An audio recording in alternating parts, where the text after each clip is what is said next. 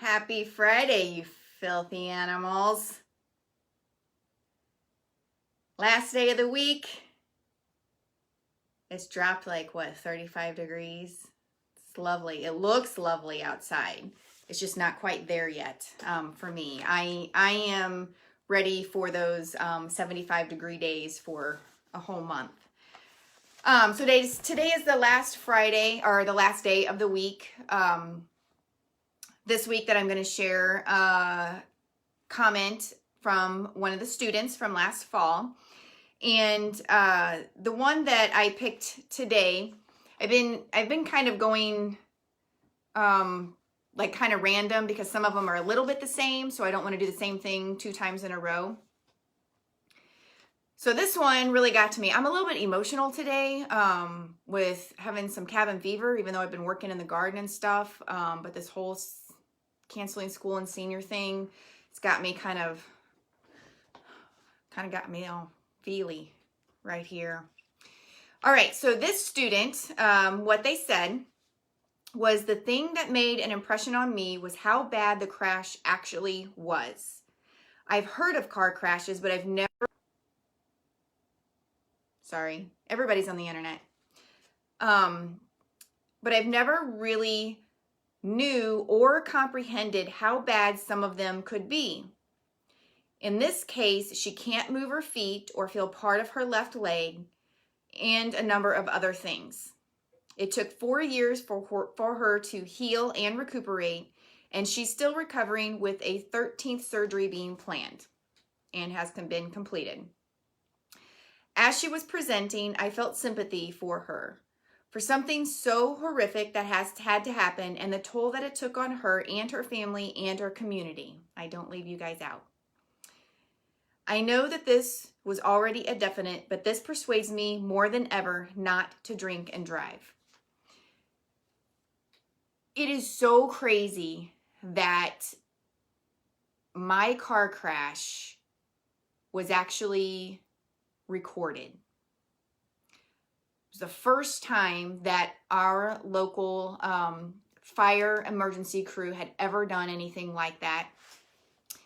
And it just so happened to be ours, and it just so happened to be extremely severe. Who knew that fireman making that decision to record our crash, our extrication that night,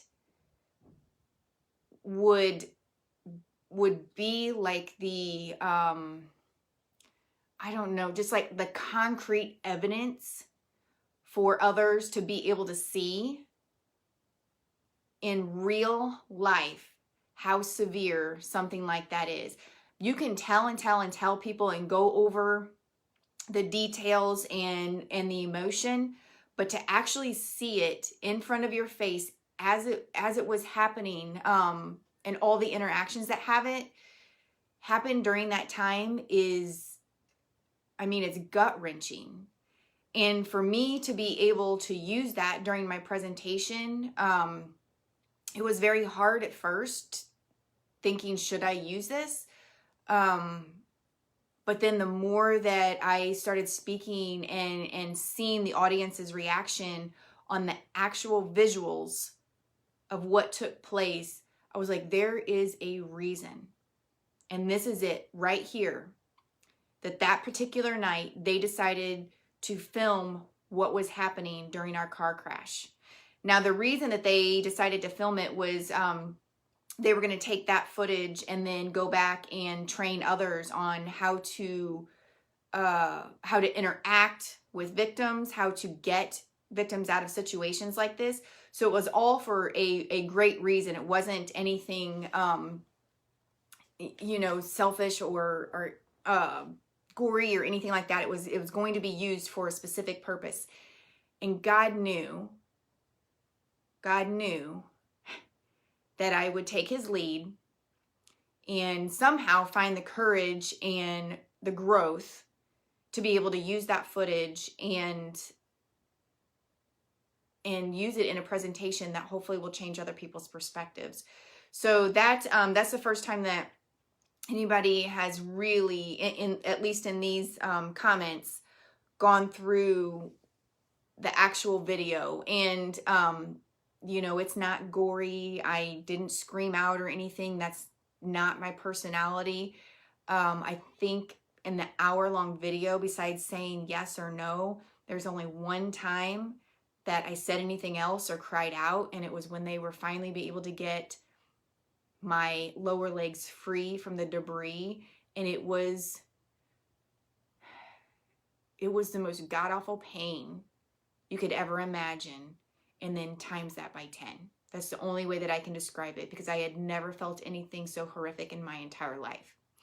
So being able to use that footage has provided me an avenue that most speakers don't get.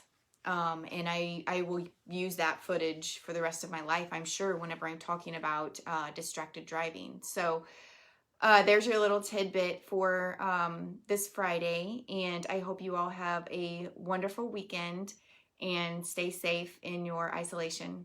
Later, guys.